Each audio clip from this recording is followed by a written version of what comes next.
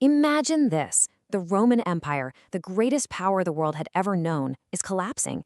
Civilization itself feels like it's just hanging by a thread. And standing between order and total chaos is one man. He has no legions, no army, just an unshakable faith. Today, we're diving into the incredible story of Pope Leo the Great. This quote just perfectly sets the stage, doesn't it? We're not just looking at dry history here. We're talking about a high-stakes drama, about one person's courage against the most terrifying forces of his age. So what was this world that Leo was born into? Let's take a look. To really get Leo, you have to understand the sheer turmoil of the 5th century. It was a time of absolute crisis. Yeah, the empire was basically a shadow of its former self. Its legions were thin, the borders were collapsing, and the government was just crippled by corruption and constant civil war. You had refugees crowding the roads, fleeing from war and famine. It was, to put it mildly, the twilight of an empire. And what's so fascinating here is this dual crisis. It wasn't just the state that was failing. The church itself was being torn apart by all these theological disputes. So as the emperor's scepter failed to provide any real security, people started looking for a different kind of leadership. They started looking for the shepherd's staff. And into this power vacuum stepped a man who seemed almost destined for this exact moment. So who exactly was he? Well, Leo came from a noble Tuscan family, and he got the best education money could buy, mastering philosophy, rhetoric, theology, the whole deal. But what really set him apart was this rare combination of a razor-sharp intellect and a deep, genuine humility.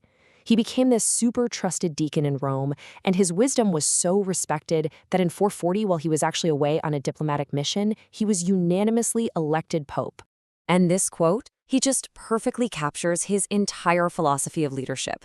When he became pope, he didn't see it as a throne to rule from, but as a sacred duty to serve. In an age that was obsessed with power, Leo came along and defined true authority as humility. And believe me, that perspective was about to be put to the ultimate test. Because before he could face the barbarians, literally at the gate, Leo first had to deal with a war of ideas that was tearing the church apart from the inside. This was the question of the day. All these different teachings had spread, and it was causing huge confusion. Some people were blurring Christ's humanity into his divinity, others were trying to split them apart completely. The very heart of the faith, the nature of Jesus Christ himself, was on the line. Leo's response to this was just a masterclass in clarity. He wrote a letter, which we now know as the famous Tome of Leo. In it, he laid out the orthodox teaching with brilliant precision. Christ is one single person, but in that one person are two complete natures, one divine and one human, perfectly united without being mixed up or divided. Okay, so in the year 451 AD, this very letter was brought before the great Council of Chalcedon, which was this huge gathering of bishops from all across the Christian world. And the reaction, it was electric.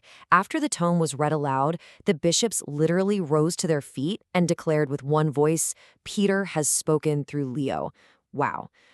This was a thunderous confirmation. Leo hadn't just settled an argument, he had unified the church and defined a core Christian belief for all time. But, no sooner had he won this huge theological battle than a much more physical threat appeared on the horizon. Just look at this timeline. It's relentless. In 451, he brings the church together. Just 1 year later, in 452, Attila the Hun, the scourge of God, is marching on Rome. Then, a few years after that, the Vandals are at the city gates. He was facing one existential crisis right after another. So with the emperor gone and no armies to defend the city, Leo did the unthinkable. He actually rode north and met Attila the Hun face to face.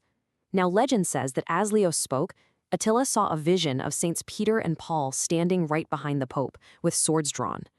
Whatever the reason, the most feared warlord in the world turned his entire army around and spared Rome.